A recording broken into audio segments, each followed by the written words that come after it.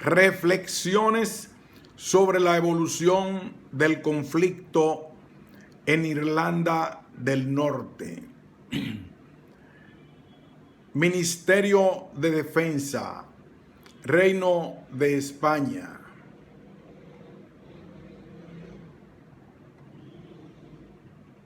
Introducción.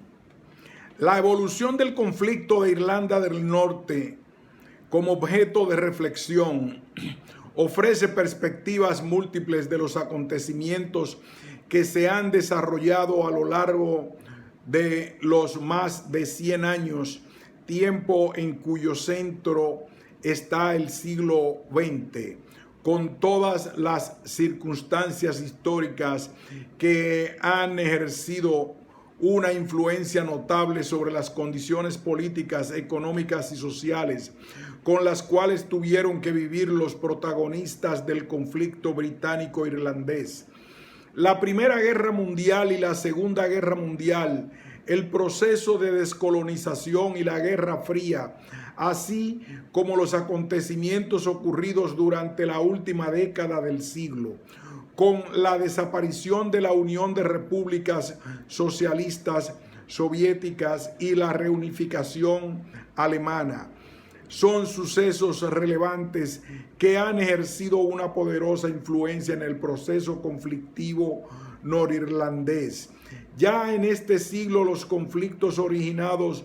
por los nacionalismos periféricos y los integrismos religiosos han dado un vuelco a la situación internacional, en la cual conflictos regionales como el de Irlanda del Norte han perdido su protagonismo y razón de ser. Pero posiblemente el hecho social y político que ha tenido mayor influencia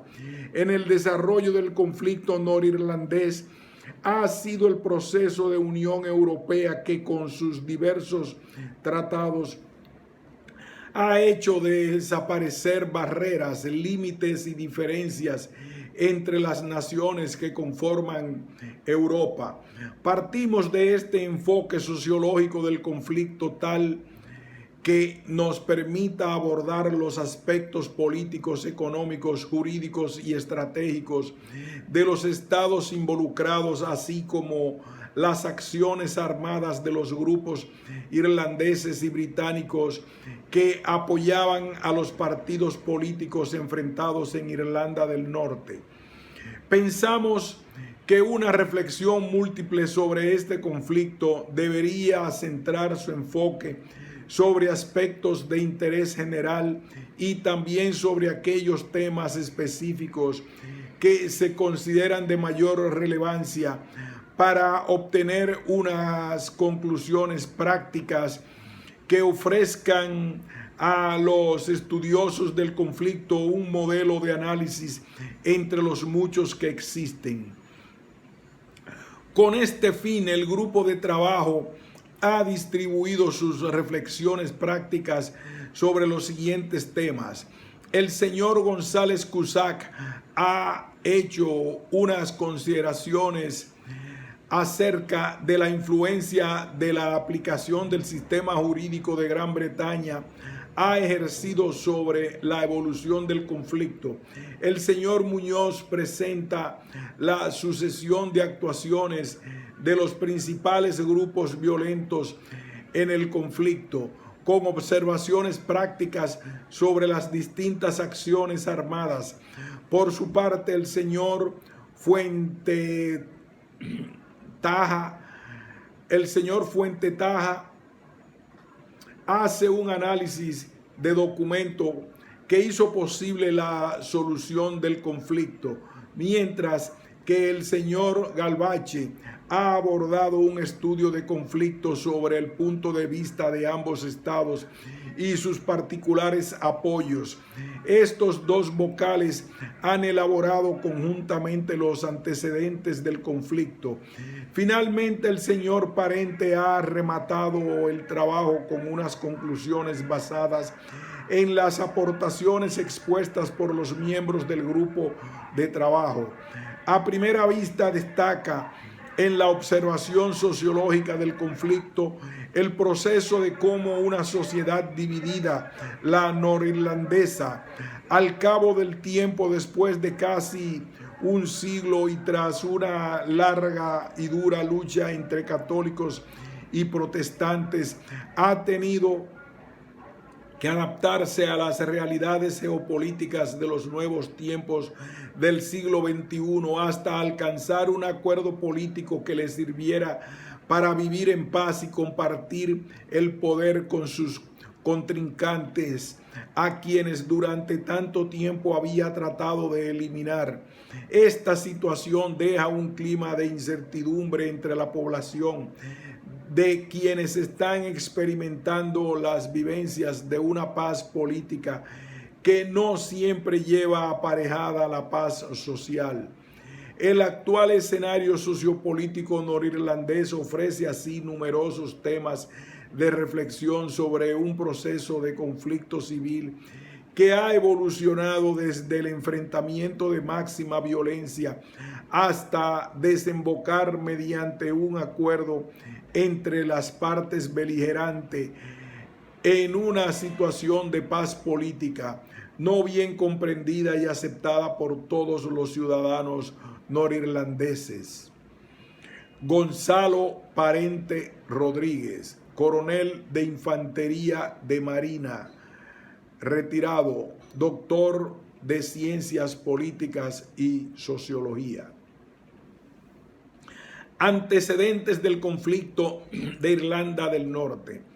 Una aproximación reflexiva a un conflicto de tan noble actualidad e importancia como el de Irlanda del Norte no precisa ciertamente una pormenorizada recapitulación histórica que por otra parte resultaría fácil encontrar en forma suficiente en cualquiera de las numerosas publicaciones de referencia existentes. No obstante, creemos que conviene al presente propósito un pequeño esfuerzo en tal sentido que ayude a contextualizar y a facilitar al lector no especialista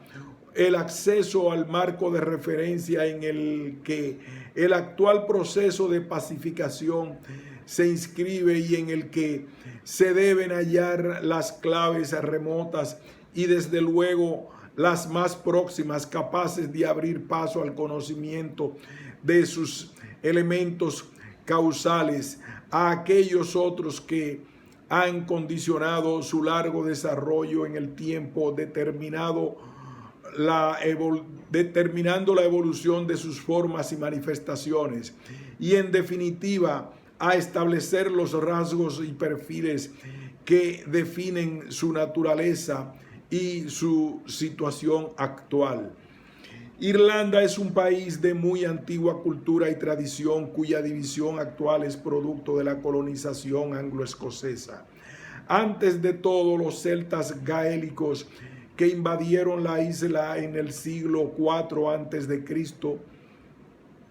a comienzos de nuestra era, habían ya asimilado totalmente a la población autóctona y a partir del siglo V, tras alcanzar la unidad religiosa gracias al celo evangelizador de San Patricio, obispo, más 461, experimentó un desarrollo cultural que le llevó a convertirse en influyente referencia para la Europa occidental de aquel entonces. Sin embargo, su proceso de institucionalización político-social a finales del siglo VIII no había logrado sino alcanzar tan solo un precario sistema de equilibrio entre los 5 reinos que se repartían la isla y que descansaba sobre la autoridad superior, muy limitada, por cierto, de la figura del Eirreich, constituida en cabeza de una estructura política incapaz de superar la anarquía y de fortalecer la cohesión de los reinos ante la eventual amenaza procedente del exterior. La etapa colonial, a finales del siglo VIII y durante los 2 siglos siguientes, La amenaza se materializó en sucesivas invasiones noruegas que saquearon y ocuparon vastos territorios y que a punto estuvieron de alzarse con el dominio de la totalidad de la isla. Finalmente no fue así, pero los reinos irlandeses, a pesar de lograr la victoria y de asimilar a los restos de la población escandinava, continuando en pugna por la supremacía, abrieron un portillo al expansionismo del Reino de Inglaterra. Y así Enrique II Plantagenet, aprovechándose de las veleidades independentistas de la Iglesia de Irlanda y apoyándose en una bula papal, logró ser investido en el sínodo de Kassel de la autoridad necesaria para reformarla, y finalmente en el Tratado de Windsor 1175 fue reconocido soberano de Irlanda. No obstante, el dominio colonial inglés hubo de hacer frente a la constante y dura resistencia irlandesa, que le sometió a un continuo desgaste, mientras su fuerte identidad cultural amenazaba incluso con asimilar a las poblaciones de las marcas leales a la corona. Este proceso de deterioro, mantenido durante más de 2 siglos, había alcanzado a la llegada al trono de la dinastía Tudor un punto crítico, de manera que el Reino de Inglaterra hubo de empeñarse decididamente en recuperar y afianzar su soberanía sobre unos territorios a los que la situación política de Europa confería un alto valor estratégico, complementando el esfuerzo militar con una política de asentamiento de población procedente de Inglaterra en territorios que recibieron el nombre de plantaciones y que, junto a los inmigrantes escoceses que desde tiempo atrás se habían ido estableciendo en el noroeste del Ulster, fueran equilibrando allí al menos la superioridad numérica de la población autóctona y afianzando la posesión de la tierra y el control de las restantes actividades productivas en manos de contrastada lealtad a la corona. Con tales medidas, lejos de verse favorecida la estabilidad, las diferencias socioculturales se hicieron más evidentes para ambas partes, al tiempo que aumentaba la animadversión y el sentimiento de agravio entre quienes se sentían despojados de su independencia y de sus tierras, mientras que entre los colonizadores crecía la desconfianza y el rechazo y el temor hacia quienes habían dispuestos y deseosos de sacudirse de su presencia. Así las cosas, los problemas ya existentes no encontraron ni solución ni alivio. Creció la crispación y el número de hechos violentos fue en aumento. La ruptura con Roma de la Iglesia de Inglaterra de la mano del rey Enrique VIII y la determinación de la corona inglesa de imponer también en Irlanda la nueva iglesia reformada vino a añadir un nuevo y trágico factor de enfrentamiento que exacerbó la animadversión de los católicos hacia los protestantes y aún del pueblo de Irlanda hacia Inglaterra, de manera que durante los reinados de Isabel de Inglaterra y de Felipe II de España, al estallar el conflicto bélico anglo-español de forma abierta, el pueblo irlandés se alineó con la monarquía española. Las sublevaciones se sucedieron primero en Munster desde 1569 a 1573 y luego 11 años después en el Ulster desde 1594 a 1603. Ambas rebeliones fueron aplastadas y seguidas de durísimas represiones que establecieron el dominio inglés sobre toda Irlanda. No obstante, tan desastrosos desenlaces en absoluto habrían de traer la paz a Irlanda. Por el contrario, todavía se habrían de suceder nuevos y dolorosos acontecimientos que habrían de ensanchar más aún el Tajo abierto. Pero en cualquier caso, los rasgos esenciales del conflicto anglo-irlandés, que habrían de permanecer luego constantes, ya estaban claramente establecidos, definiendo las tres grandes dimensiones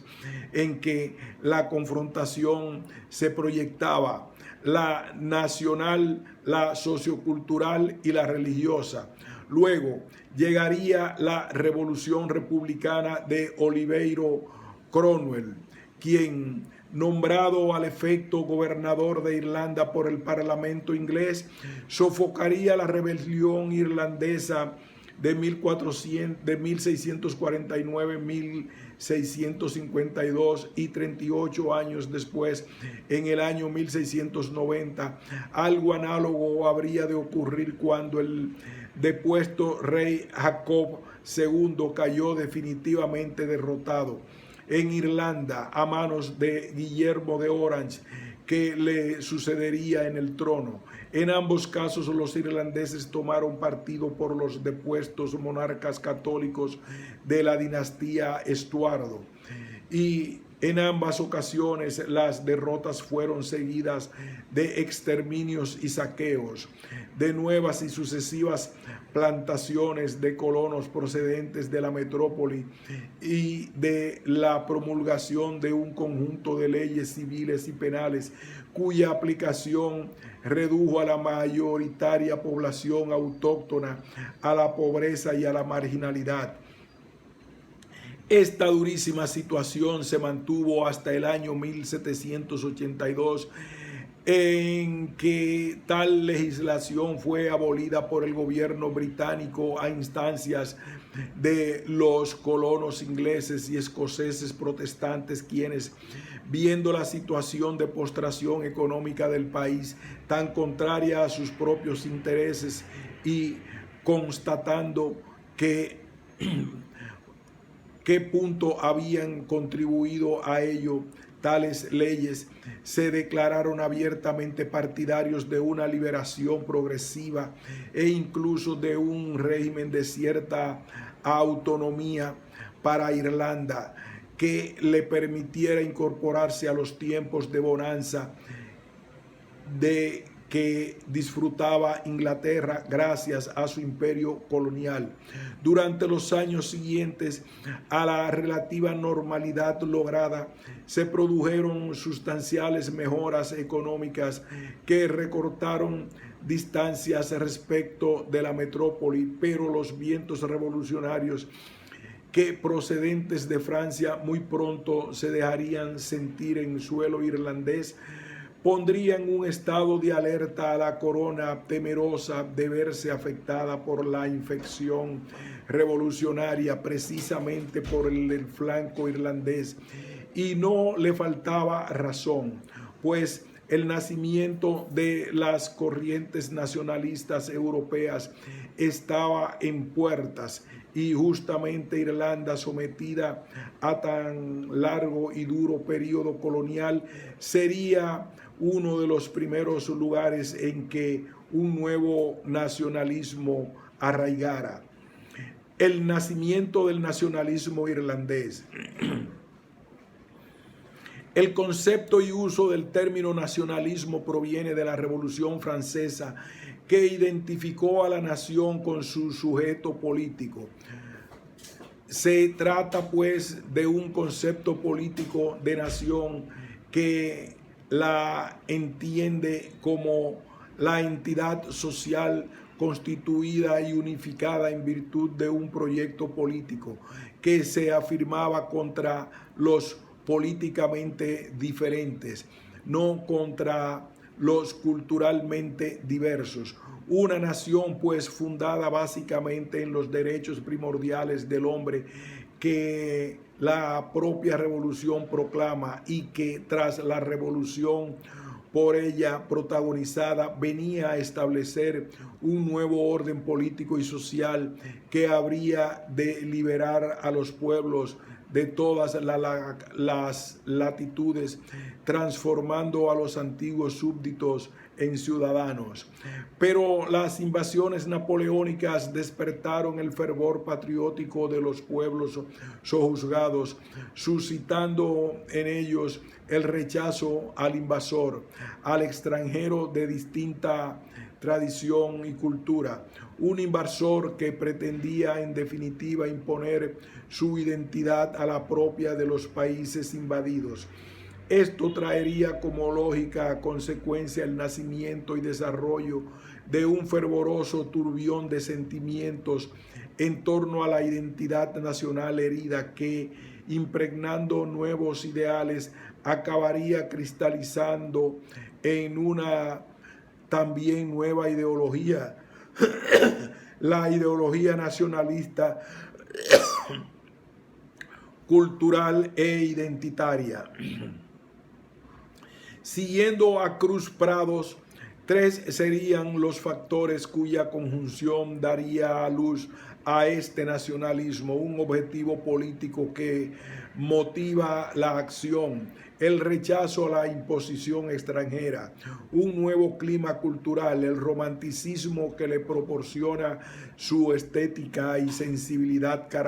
características y por último un determinado marco político.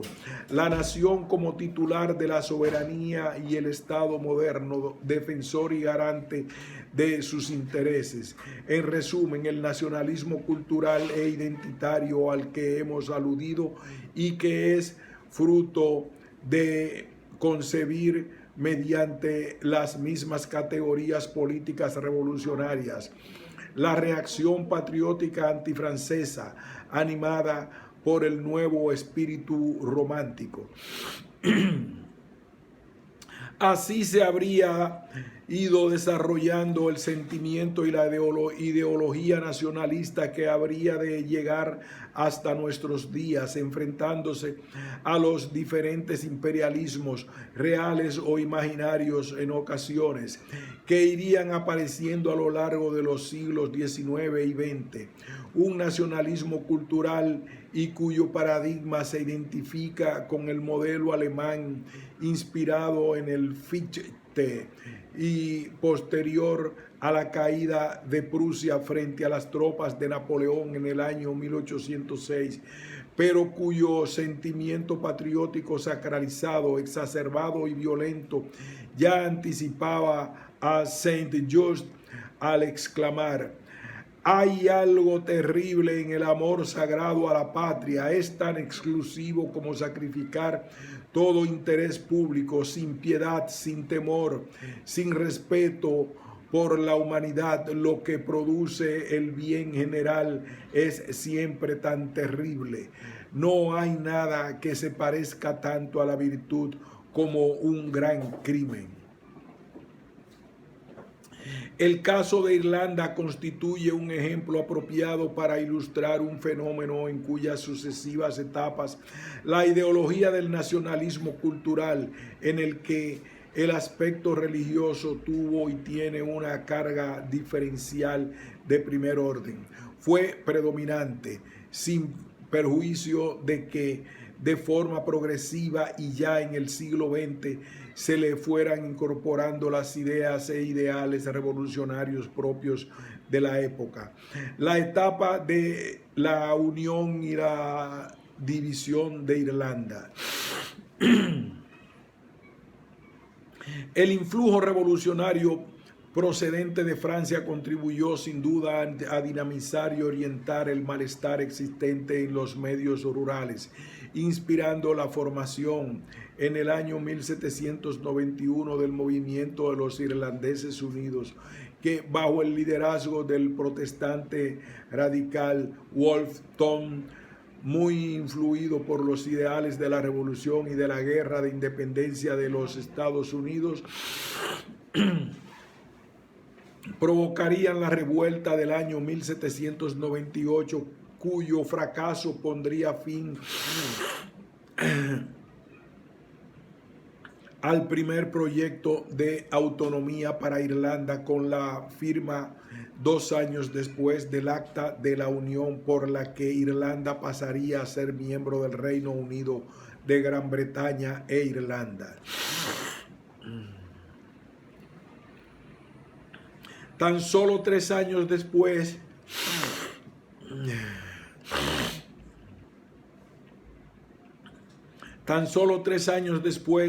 de que la gobernación de Irlanda pasase a depender directamente del gobierno británico,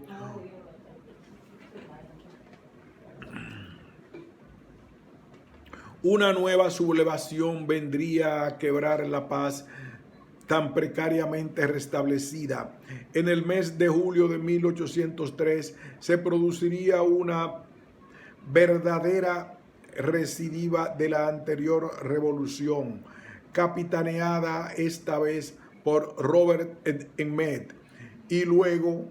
ya en 1848 llegaría la de los jóvenes republicanos, coincidiendo con el tercer año de la Gran Hambruna,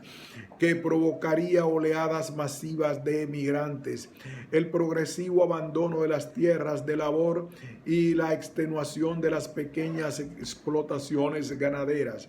Esta nueva intentona de escasa duración y alcance tuvo, sin embargo, la virtud de poner en evidencia hasta qué punto iban instaurándose en el país los sentimientos republicanos y nacionalistas, junto a un deseo de independencia cada vez más hondo.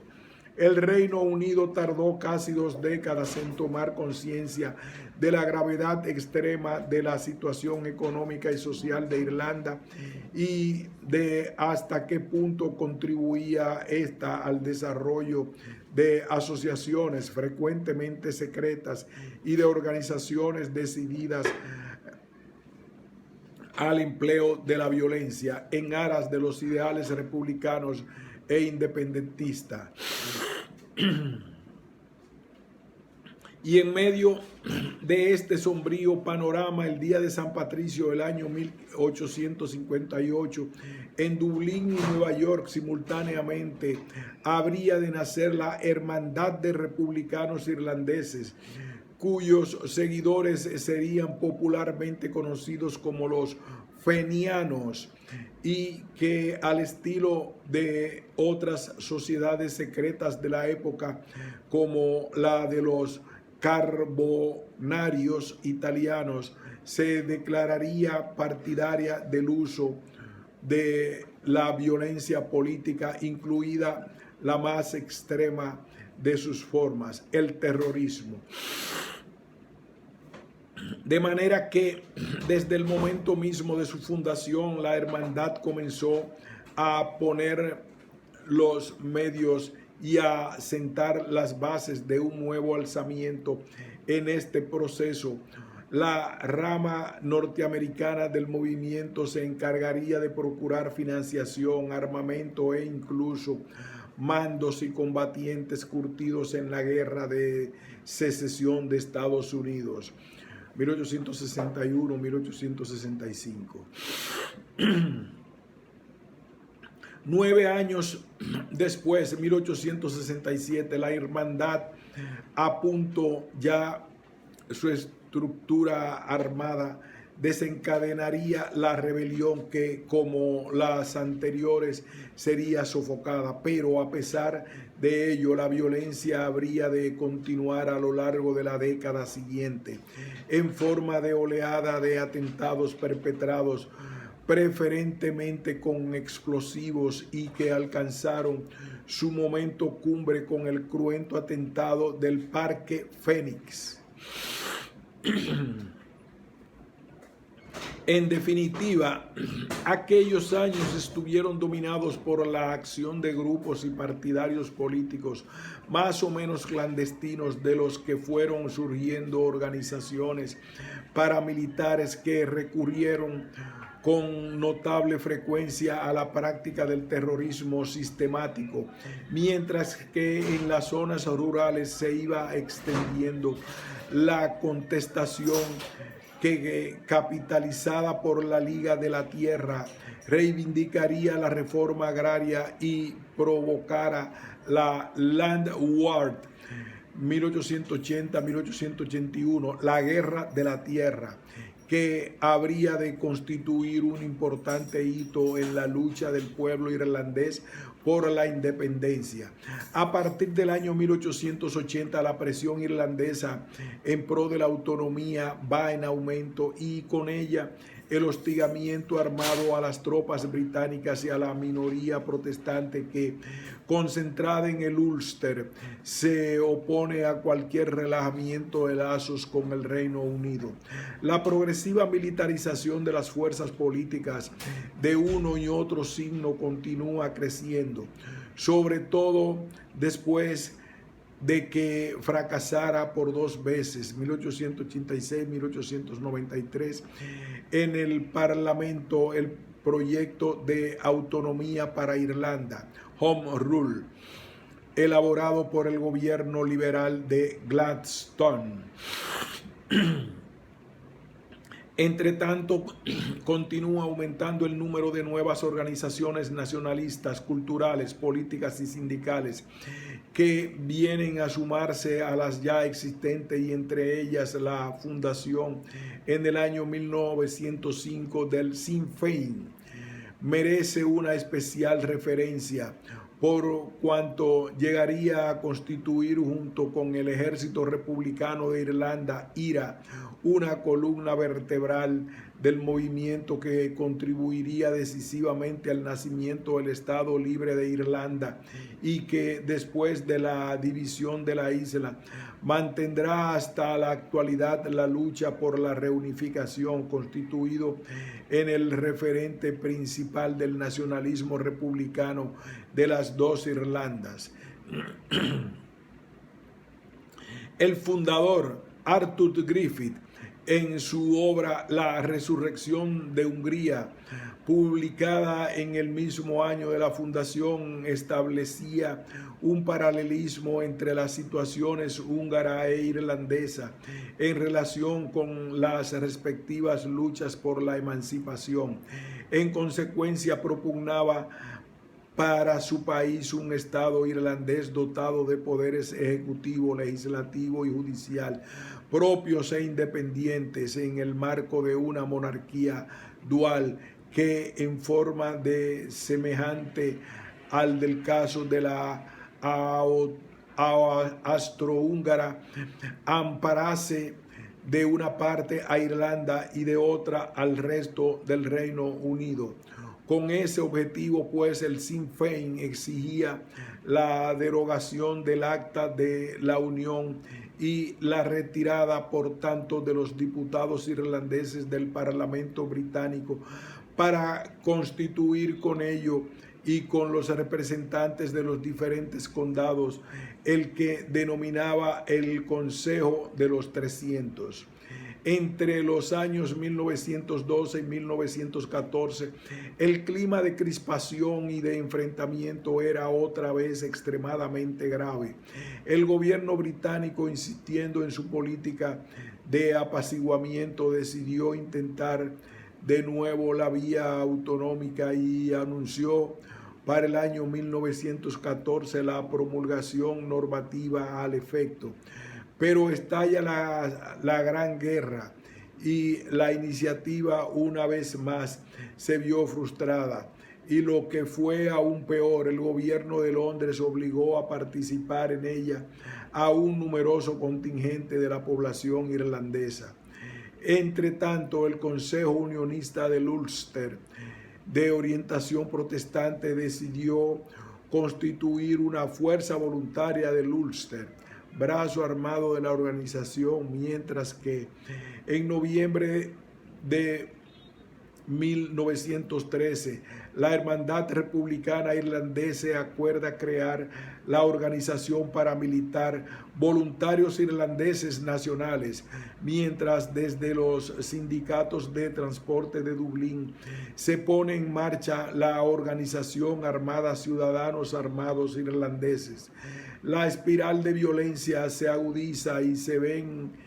ya directamente afectadas las poblaciones civiles de ambas comunidades. Se precipitan los acontecimientos y bajo la dirección del Sinn Féin, ambas organizaciones paramilitares republicanas y nacionalistas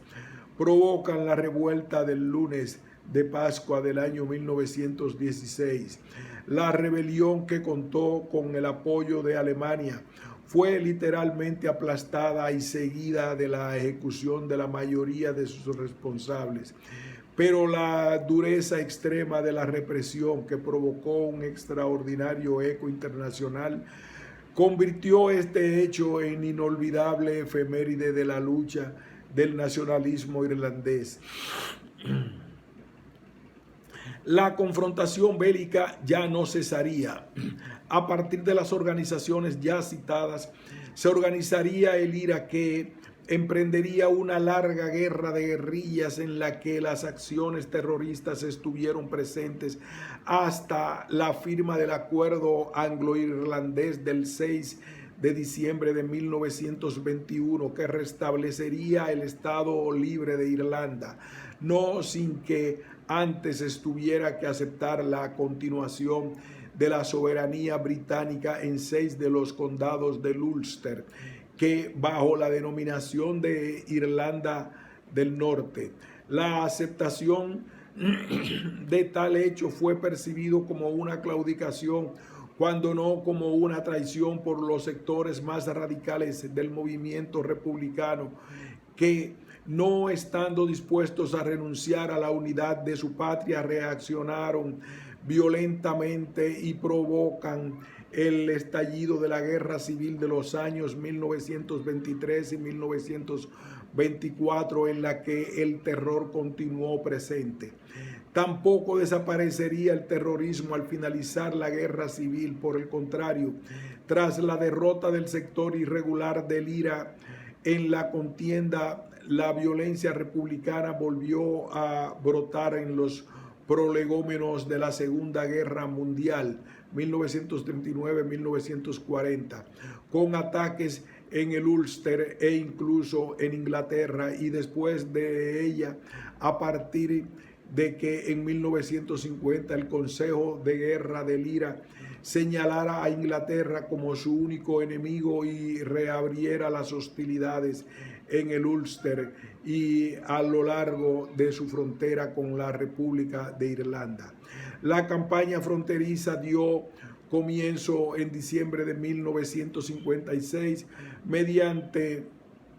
acciones proyectadas desde la República de Irlanda contra puestos fronterizos, cuarteles y centros de comunicaciones de Irlanda del Norte, y terminó en 1965 sin haber logrado ni el apoyo popular buscado en el sector católico de su población, ni tampoco entre la población de la República de Irlanda, donde el Sinn Féin, su brazo político, tan solo obtuvo unos resultados insignificantes en las elecciones de 1957. El conflicto en Irlanda del Norte. Pero en la Irlanda del Norte, de mediados de los años 60, muchas cosas habían cambiado. Un nuevo activismo se fue desarrollando en el seno de la minoría católica y en torno al movimiento en pro de la igualdad de derechos civiles. Un movimiento que surgió en protesta por la relegación política y social a la que se encontraba sometida la minoría católica. Durante el bienio de 1968-1969, ante la falta de respuesta positiva de parte de Inglaterra y del gobierno norirlandés, las demostraciones, manifestaciones y actos reivindicativos del movimiento, en un principio pacíficas, se fueron radicalizando hasta alcanzar tintes de violencia a medida que se iban produciendo las reacciones de los unionistas protestantes, quienes llegarían a protagonizar violentos ataques a los barrios católicos convertidos ya por entonces en auténticos guetos en los que fueron encontrando refugio los numerosos desarraigados que huían de los barrios protestantes. Por fin, la magnitud de los disturbios determinó que el 20 de agosto de 1969 el gobierno del Reino Unido declarara la ley marcial y que, accediendo a la petición del gobierno unionista, decidiera el envío de fuerzas armadas británicas de interposición entre las comunidades católicas y protestantes de Irlanda del Norte.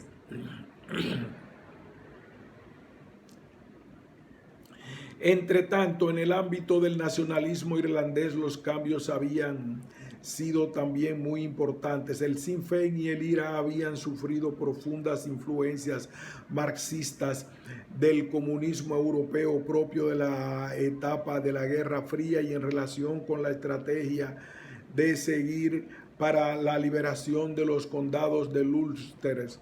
en manos del Reino Unido, había optado por la vía gradual hacia la unidad de Irlanda, que anteponía la creación de una república de trabajadores socialistas unidos y la convocatoria de elecciones generales en la República de Irlanda a la lucha armada por la reunificación.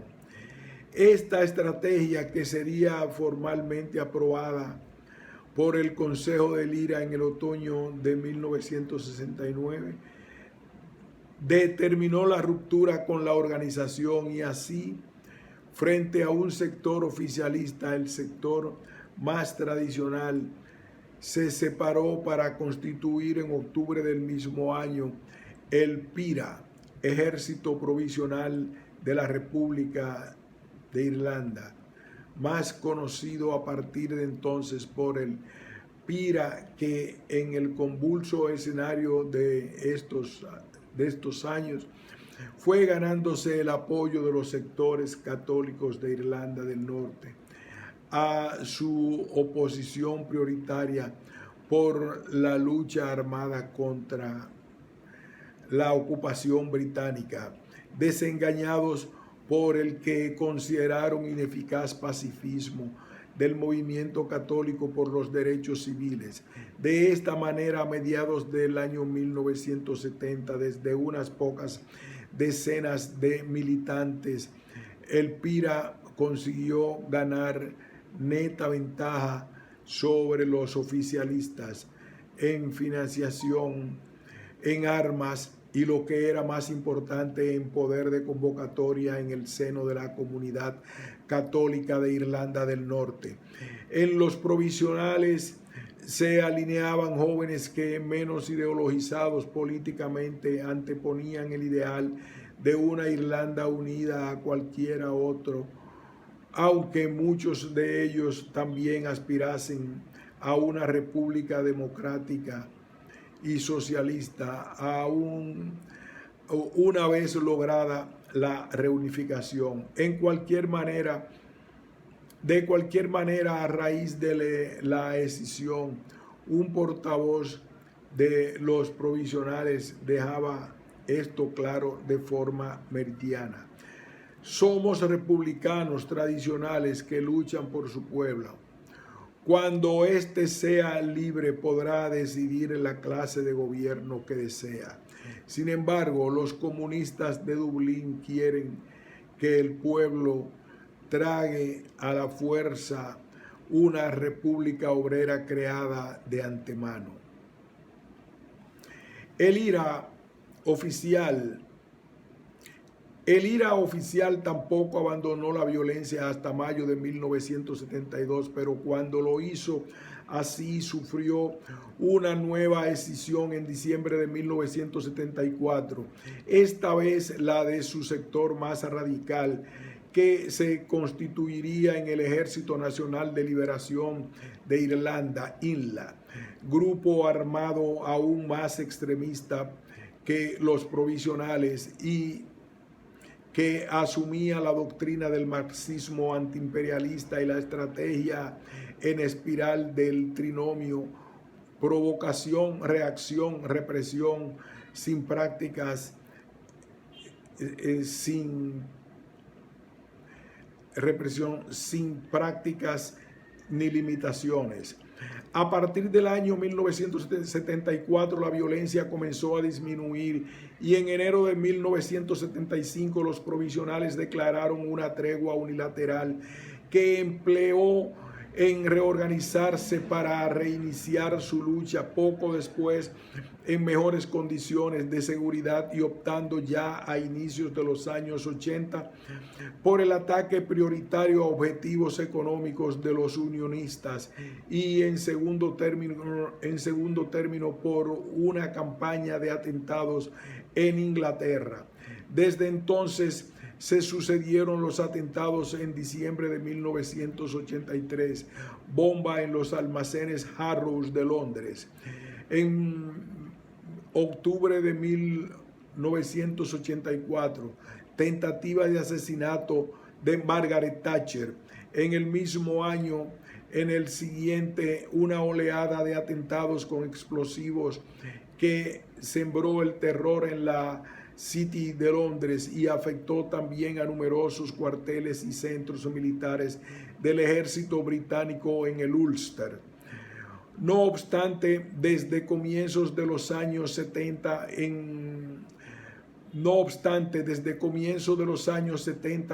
a las políticas de contención se fueron añadiendo nuevas líneas de actuación sobre el conflicto en las que las diferentes fuerzas políticas y sobre todo el gobierno británico y el de la República de Irlanda como principales actores fueron componiendo un nuevo panorama que desde el acuerdo de Sunningdale en diciembre de 1973 enmarcaría el complejo proceso de negociaciones y acuerdos que desembocaría en el acuerdo marco firmado el 15 de noviembre de 1985 en Hillsborough Castle. Este nuevo e importante hito daría paso a un intenso y enmarañado periodo de contactos, conversaciones y negociaciones no exento de alternativas de riesgo, a cuyo término, 13 años después, el acuerdo de Belfast habría la fundada esperanza de alcanzar una solución negociada aceptable para católicos y protestantes, una esperanza que a fecha de hoy la constitución de un gobierno compartido por los representantes de las fuerzas políticas de ambos bandos ha venido a reafirmar. Pedro Fuentetajara Rubio, diplomado en altos estudios militares y experto en seguridad de gestión de crisis. Francisco Galvache Valero, coronel del ejército y doctor en filosofía y ciencias de la educación. Continuaremos